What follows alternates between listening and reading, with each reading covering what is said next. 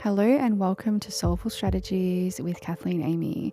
This is the final episode of this season, a shorter season, and I want to end with something close to my heart. A permission slip, really, for myself and also for you, my beautiful, amazing, incredible listener. Today, we're talking about why your business strategy should change with the seasons, the literal seasons, emotional seasons, energy seasons, seasons of your business, all of it, because you are allowed to shift. And so is your strategy. It is not static. It can change. Let's begin. Most of us have been taught to see strategy as fixed.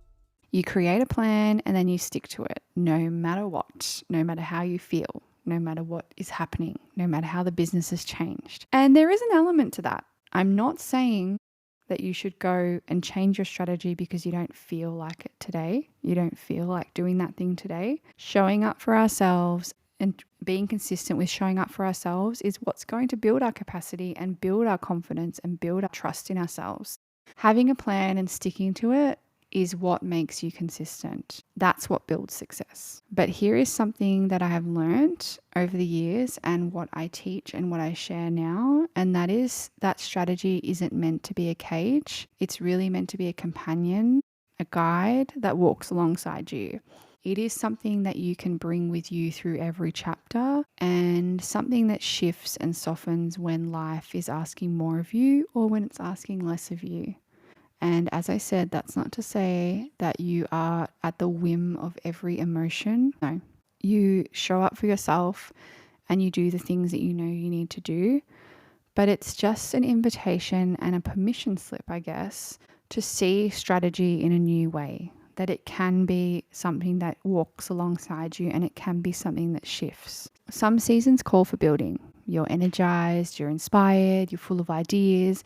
And strategy in this season might look like launching or showing up more visibly or growing your audience. Some seasons are going to call for maintenance. So you're steady, you're holding what you've already created. Strategy here is going to look like refinement, checking your systems, keeping things flowing without pushing. And some seasons call for deep, deep rest, grief, illness, burnout, transition. Strategy here isn't about goals, it's about restoration, boundaries, asking what can I let go of for now? Maybe what can I outsource? What can I do less of? What can I do more of that brings me joy outside of my business? If you try to use the same strategy in every season, it won't work. What works for you in that rest season is not going to work for you in your building season, and vice versa.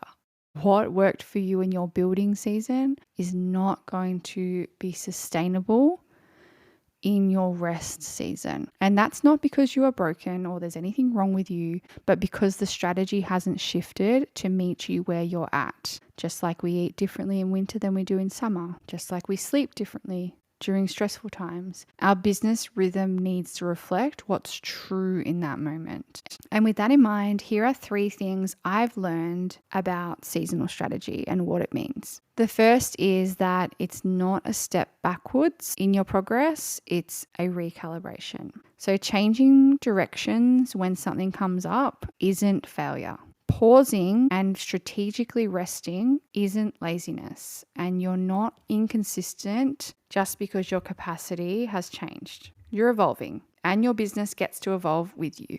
That is the beauty of running your own business. Your business gets to evolve with you. The second thing that I've learned about seasonal strategy is that it helps you create from truth, your internal truth, and not urgency. So when you check in with your actual energy and goals for this season, not the ones you set out 6 months ago, not the ones that you feel that you should be doing, you can create strategies that feel honest, not performative. And what I mean by that is if you have a 12-month plan, which you should, I've spoken about this in my previous episodes, or a quarterly plan, and you get to that quarter and things in your life have popped up, that is not to say that you should abandon your goals. It's more an invitation to sit back, take stock, and ask yourself, Where can you meet yourself where you're at? Does anything need to shift? Do you need to bring in support?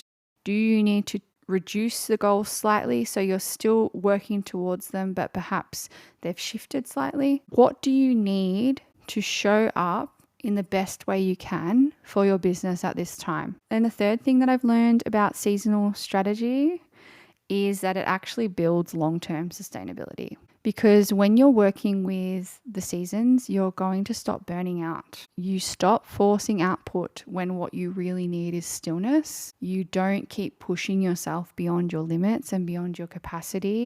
You seek support from experts and people with expertise when you need it. And you start creating a rhythm that you can actually live with in your solo business.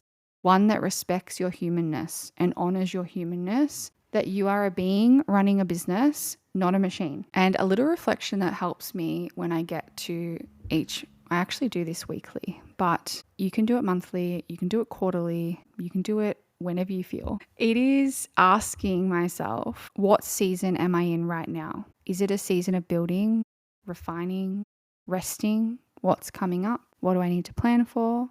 What are my goals? How am I traveling with them? What do I need in this next season or period to help me get to those goals? And what would change if you allowed your business strategy to reflect that, even just a little bit? What might soften? What might feel more true? What might you invite in? Or what might you get rid of? Thank you so much for joining me in this tiny episode of Soulful Strategies. I hope these episodes over this past quarter season have offered you some clarity, comfort, and the reminder that business can absolutely be built your way with depth, honesty, and care, and with the magic that only you can share with the world. You can find the blog versions of every episode over at kathleenamy.com.au, along with more resources to support you through whatever season you're in. If this podcast has resonated, I'd love for you to share it with someone else who's building a business with heart and soul.